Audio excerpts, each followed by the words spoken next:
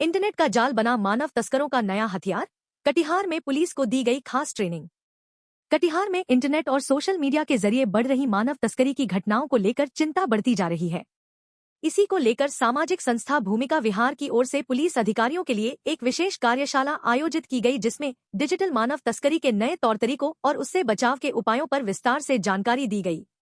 कार्यशाला में सीमांचल के कटिहार, पूर्णिया, किशनगंज और अररिया जिलों में इंटरनेट के जरिए हो रही तस्करी के मामलों पर चर्चा की गई। कार्यशाला में बताया कि अब तस्कर सीधे संपर्क करने के बजाय सोशल मीडिया और ऑनलाइन प्लेटफॉर्म के जरिए युवाओं को अपने जाल में फंसाते हैं। एनडीआरएफ के पूर्व निदेशक पीएम नायर ने कहा कि तस्कर फर्जी पहचान बनाकर पहले दोस्ती करते हैं और फिर नौकरी, शादी या बेहतर भविष्य का लालच देकर लोगों को अपने जाल में फंसा लेते हैं।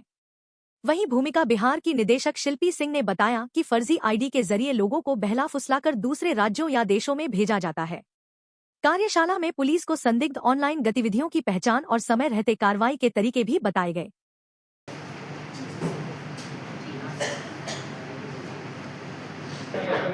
फिजिकल वर्ल्ड में मानव व्यापार होता है, जनता जनार्दन को पता है, मगर डिजिटल वर्ल्ड में भी मानव व्यापार हो रहा है, इसके बारे में किसी को पता ही नहीं।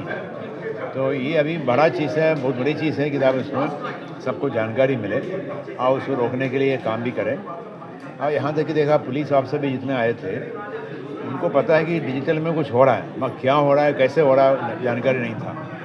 तो ये डिजिटल एक्सप्लॉइटेशन, इंटरनेट को एक्सप्लॉइट करके उसमें से बहुत सारे क्राइम करने का, इकोनॉमिक फ्रॉड तो लोगों को मालूम, मगर ह्यूमन ट्रैफिकिंग होता है, मानव व्यापार होता है, एंटाइसमेंट होता है, ग्रूमिंग होता है, और कई बच्चे फंस जाते हैं सो कॉल्ड लव अफेयर में। लव होता नहीं है, ट्रैफिक का कोई बदमाश है, वो ट्रैफिक करता है और उनको एंटाइस करता है ग्रूमिंग करके, और बोल दिया कि आ जाओ, और उसको सेक्स कर दिया और छोड़ दिया उसको। और इस तरह का अपराध में बहुत सीरियस मामला है, और उसको जागरूकता बढ़ने के लिए लोगों को कैसे रिस्पॉन्ड करना है उसके बारे में, और रिस्पॉन्स क्या कैसे होना चाहिए, और विक्टिम को क्या ख्याल करना चाहिए, ये सब बातों में आज डिस्कशन हुआ। पुलिस ऑफिसर कह रहा था कि फीडबैक में देख रहा है कि बहुत अच्छा हुआ उनको। सबसे पहले उनको जानकारी दी गई। नंबर 2, उनका स्किल बढ़ाने के लिए कैसे विक्टिम से बात करना है, कैसे इसका निपटारा करना है, तो स्किल उसमें भी ध्यान दिया गया। और थर्ड, उनका एक एटीट्यूडल चेंज। विक्टिम है, ये मत सोचिए विक्टिम इसमें इन्वॉल्व है। तो विक्टिम को हम परिभाषा में अगर अक्यूज बना देंगे, अफेंडर बना देंगे, तब तो एंटायर थिंग उल्टा हो जाता है। तो विक्टिम है, विक्टिम को कैसे समझना है और समझने का क्या तरीका है, इस वजह हम लोगों ने आज का भी डिस्कस हुआ। Thank you. ठीक, कई बातें सामने हैं, अवेयरनेस के लिए क्या क्या किया जा रहा है, किस तरह का लोग। धन्यवाद। आज भूमिका विहार और चंद्रगुप्त प्रबंध संस्थान के संयुक्त तत्वावधान में कटिहार में एक दिवसीय कार्यशाला का आयोजन किया गया, जिसका जो आयोजन है बिहार पुलिस के सौजन्य से किया गया है। तो हम सबसे पहले मैं धन्यवाद देता हूं। और बदलते वक्त की बदलती ज़रूरतें हैं। अंतर्राष्ट्रीय स्तर पर लगभग 27.3 मिलियन लोग जो है मानव तस्करी के शिकार हो रहे हैं, और सबसे दुर्भाग्यपूर्ण पहलू है कि 1% से भी कम लोगों के बारे में ट्रैक हो पाता है, और जिसमें से ट्रैक होता है उससे भी कम लोगों के बारे में पता लग पाता है। तो कुल मिलाकर 99% से ज़्यादा लोग जो मानव तस्करी के शिकार होते हैं उनका कोई पता नहीं लग पाता है। और चूँकि जो सीमांचल का इलाका है, जो कि इंटरनेशनल बॉर्डर से जुड़े हुए हैं, तो दोनों तरफ से क्रॉस इन्फिल्ट्रेशन हो रहा है।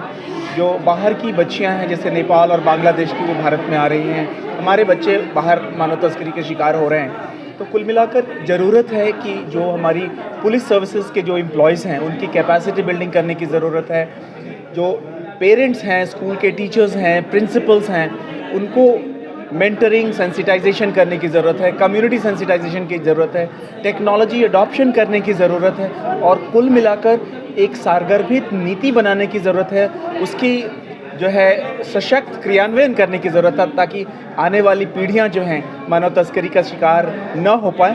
और मानव तस्करी का कारण कई सारे हैं। बच्चों का यौन उत्पीड़न होता है, बच्चों को जो है फोर्स लेबर में ले जाया जाता है, कुछ बच्चे जो हैं अंतर्राष्ट्रीय जो विदेशों में उच्च राशि के जॉब्स के लिए प्रेरित किए जाते हैं और उनके अंगों का प्रत्यारोपण किया जाता है। तो कुल मिलाकर चैलेंजेस बहुत ज़्यादा हैं, और बदलते वक्त की मांग है कि हम पुलिस फोर्सेस की कैपेसिटी बिल्डिंग पर काम करें, उनको जो डिफरेंट एक्ट्स हैं, प्रोविजंस हैं, अब जैसे बीएनएस है, आईटी एक्ट है, डीपीडीपी एक्ट है, जुवेनाइल जस्टिस एक्ट है, कॉन्स्टिट्यूशनल प्रोविजंस हैं, तो कैसे वो सशक्त रूप से जो है अभी के जो कानून हैं उनका जो है अनुपालन और परिपालन सुनिश्चित कर पाएँ, और जो युवा पीढ़ी है उसको कैसे अधिक से अधिक, जो हम जेन ज़ी की बात करते हैं, कैसे उन्हें सेंसिटाइज किया जाए ताकि वो जो इस तरह की जो मुश्किलें हैं उससे कैसे बच सकें, और आर्टिफिशियल इंटेलिजेंस का इस्तेमाल करके बेहतर मॉनिटरिंग की जा सके। अब जैसे जो बच्चा कंबल के अंदर बैठ के चैटिंग कर रहा है, पेरेंट्स को कैसे पता चलेगा कि वो किसी का शिकार हो रहा है? तो आर्टिफिशियल इंटेलिजेंस इनेबल्ड ऐप्स आ सकते हैं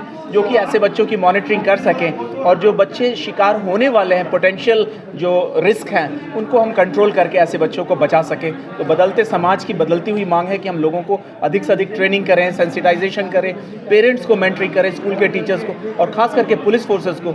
अगर उनको हम लेटेस्ट टेक्नोलॉजीज़ और लेटेस्ट एक्ट्स के बारे में बेहतरीन तरीके से बताएंगे तो हम बहुत से जो है यंगस्टर्स को बचा पाएंगे मानव तस्करी से। Thank you. धन्यवाद। मानव तस्करी को लेकर एक बड़ा कार्यक्रम आयोजित है, क्या किस तरह का कार्यक्रम? देखिए, समय बदल रहा है और कहीं न कहीं तकनीकी जो इस्तेमाल है, घर घर में स्मार्टफोन बच्चों को, युवाओं को और किशोरियों के हाथ में है। लेकिन क्या लोगों ने, स्कूल या कॉलेजेस ने इस स्मार्टफोन को स्मार्टली हैंडल करने के लिए बताया? नहीं, क्योंकि अभी बहुत सारे अनजान जो सोशल मीडिया का इस्तेमाल कर रहे हैं, फेसबुक है या ट्विटर है या इंस्टाग्राम है, इससे फेक आईडी बना के, फेक फोटोज लगा के उसको रिक्वेस्ट लेटर भेजते हैं और उससे दोस्ती करते हैं। सीमांचल में अचानक एक बहुत नया ट्रेंड पकड़ा है, वो सडन इलॉपमेंट का। दोस्ती कर रहे हैं, परिवार को ये नहीं पता कि वो किससे बात कर रही है और लड़कियां गायब हो जा रही है। तो इस मुद्दे पे बात करना बहुत जरूरी है, क्योंकि ऐसी बच्चियां जब घर से निकल के चली जा रही है तो वो वापस नहीं लौटती है, ट्रेसलेस हो जाती है, पुलिस भी उसको ढूंढ नहीं पाती है, क्योंकि वो जो आईडी है वो पूरा फॉल्स होता है। तो इसी मुद्दे पे कि तकनीक किस तरीके से सीमांचल में ह्यूमन ट्रैफिकिंग को नया आयाम दे रहा है, हम लोग रिसर्च भी कर रहे हैं। बहुत शीघ्र ही जो प्राइमरी और डेटा सेकेंडरी डेटा होगा उस पर बात करेंगे, और 4 जिला के जो स्पेशल पुलिस यूनिट होता है उनको बुलाया गया है, ताकि जब थाने में इस तरीके के मामले आए तो उचित धारा का इस्तेमाल करें ताकि अपराधी छूटे नहीं। दूसरा, जो सडन इलोपमेंट का मामला है उसमें ये देखा गया है कि जो लड़कियों को लेके चले जा रहे हैं उन पे किडनैपिंग और एब्डक्शन का केस लगता है।